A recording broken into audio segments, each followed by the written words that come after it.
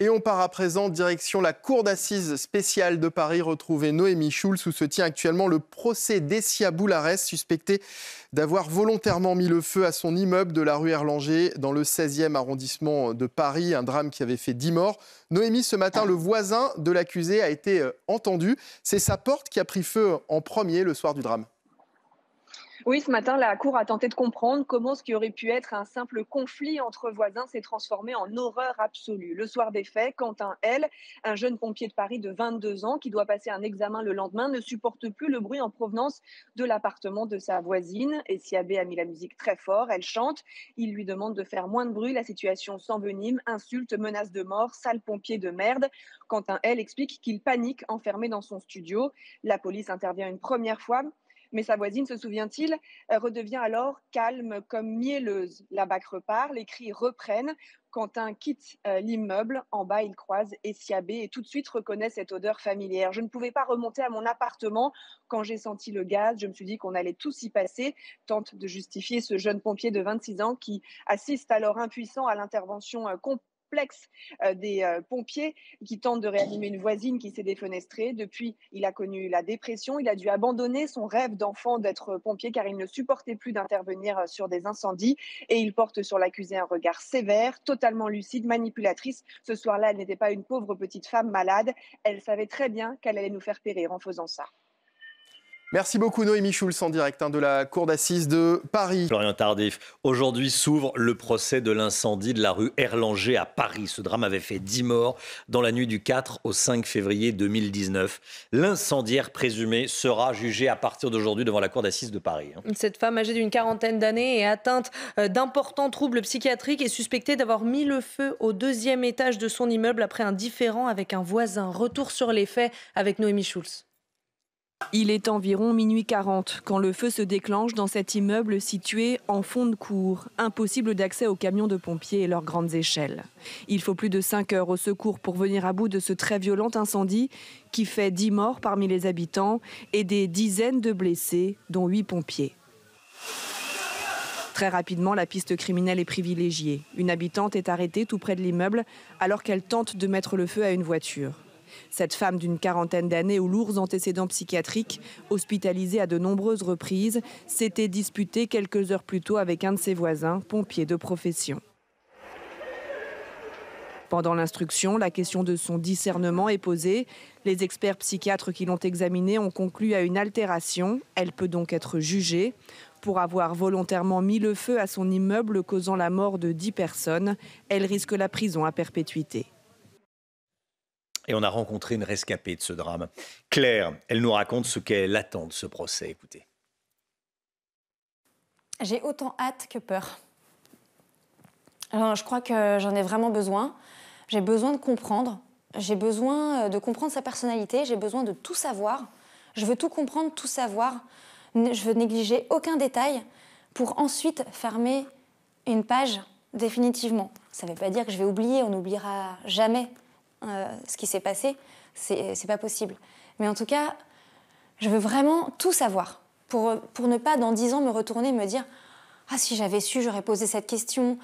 Ah, je serais peut-être moins tourmentée si j'avais su ça avant. » Voilà, je veux vraiment... Je sais que ça va être dur pour moi de tout encaisser, de tout entendre, de tout savoir, mais c'est pour mieux redémarrer derrière et enfin m'autoriser à commencer une nouvelle vie.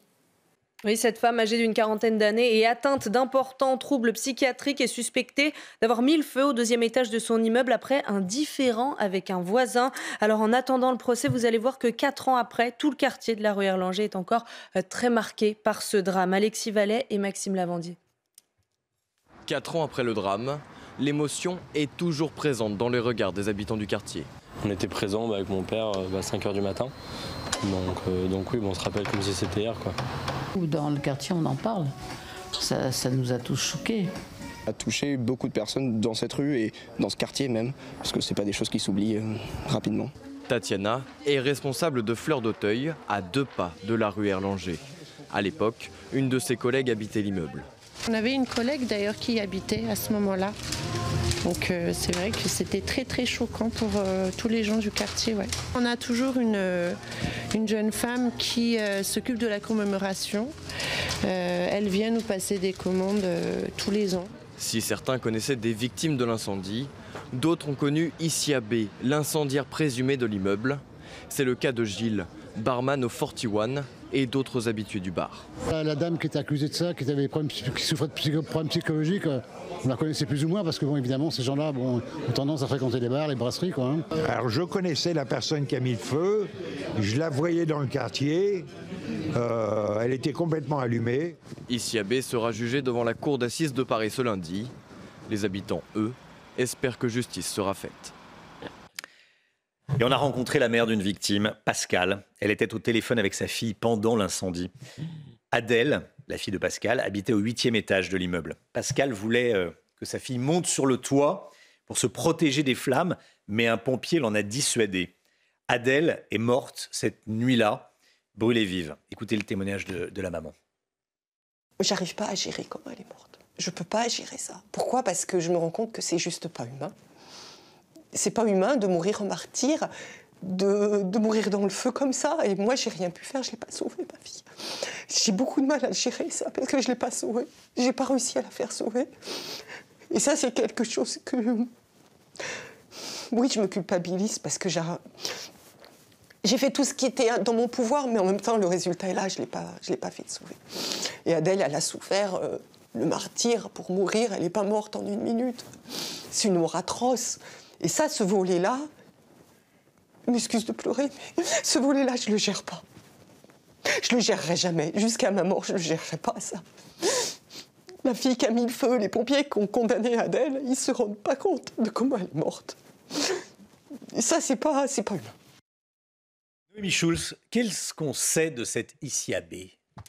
C'est une jeune femme qui avait 40 ans au moment des faits, une habitante de l'immeuble. C'est elle qui, le 5 février 2019, a volontairement mis le feu à la porte d'un de ses voisins, un voisin pompier de profession à qui elle s'était disputée ce soir-là pour des raisons de nuisance de voisinage, et à qui elle a dit « Toi qui aimes les flammes, ça va te faire tout drôle quand tout va exploser. Moi, personnellement, je me casse. » Donc la question de la culpabilité d'Isia B, elle ne va pas faire débat. Elle a reconnu les faits pendant l'instruction. Elle avait d'abord nié, et puis elle a fini par écrire une lettre au juge d'instruction en disant qu'elle regrettait son geste et qu'elle n'en avait pas mesuré les conséquences.